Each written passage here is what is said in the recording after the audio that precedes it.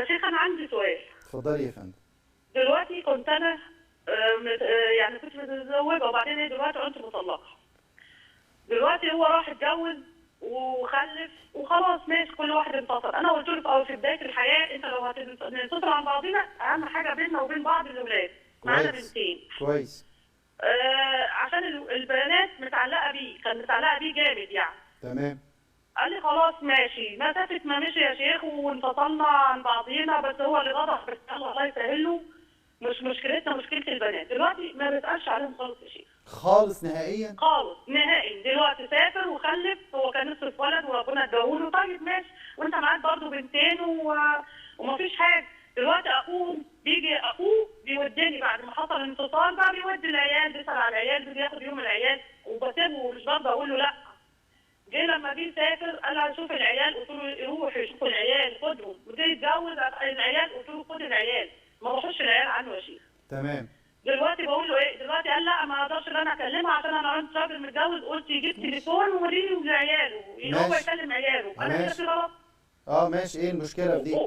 ما بيسالش ولا بيتصل ولا جاب تليفون ولا بيسال في عياله خالص. انا دلوقتي العيال وقع عليهم يعني ضرب نفسي اللي بيروحوا يعني هو ما شاء الله خايف ان هو يكلمك عشان انت بقيتي اجنبيه عنه، ومش خايف ان هو يكلم ولاده ولا يود اولاده. وسيدنا النبي صلى الله عليه وسلم يقول كفى بالمرء اثما، يعني كانه بيقول يا اخي كفايه بقى ذنوب مين ده ان يضيع من يعول او من يقول. يعني انت يا ام حنان المفروض تقولي لهم، مش لازم هو تقولي لاخوه، انت تقولي اخوه هو اللي كان بيودك وكده. انا قلت يا استاذه دعاء، انا قلت لعمامه وقلت لاخواته، وكل ما قابلت حد صاحبه عياله نفسه يكلموه، عياله نفسه يكلموه.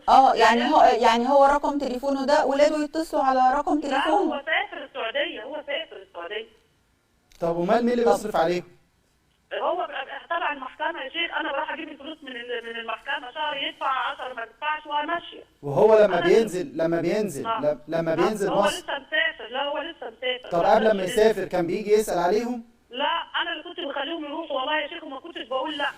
انا اللي كنت بقول له تعالى خد العيال لعمهم، تعالى خد العيال يشوفوا ابوهم. انا دلوقتي خلاص انا تعبت نفسيا من العيال واللي بيعملوه فيا. انا قلت لا عيالي ما عادش هتروح هناك، انا كده في لا لا لا لا لا لا ما بصي، ما تدخليش الاولاد في المسائل دي.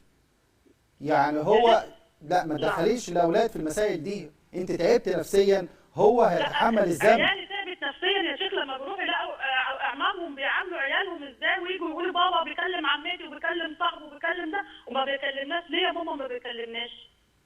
طيب ده هو هيشيل ذنبه، بس انت ما تمنعيش. يعني لو اولاده عاوزين، هو قال لكم انا عاوز اشوف الاولاد، انت ما تمنعيش. والله ما بيقول انا اللي كويس بس ما تمنعيش. شوفي ما تمنعيش. هو انسان لو هو بالطريقه دي فهو مذنب ذنب كبير جدا جدا جدا. ولذلك النبي عليه الصلاه والسلام هو اللي قال ده مش انا. ولادك عندهم كام سنه؟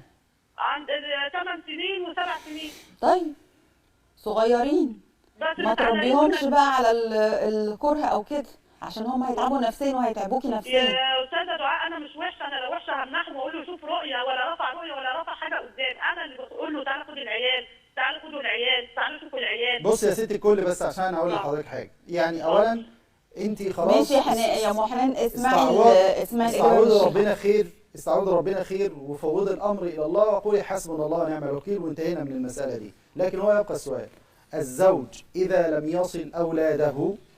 يصل اولاده فقد ارتكب كبيرة من الكبائر. والنبي صلى الله عليه وآله وسلم قال كما في البخاري من حديث معقل بن يسار، كفى، النبي اللي بيقول كده مش أنا، ما من عبد يسترعيه الله رعية، مش أنت الأب راعي يعني، فيموت يوم يموت وهو غاش لرعيته إلا حرم الله عليه الجنة. ربنا يهدي فعلا. يعني الناس تطلق مفيش مشكلة، لكن ما تضيعش ولادها. لا ما تضيعش ولاد لا بالظبط.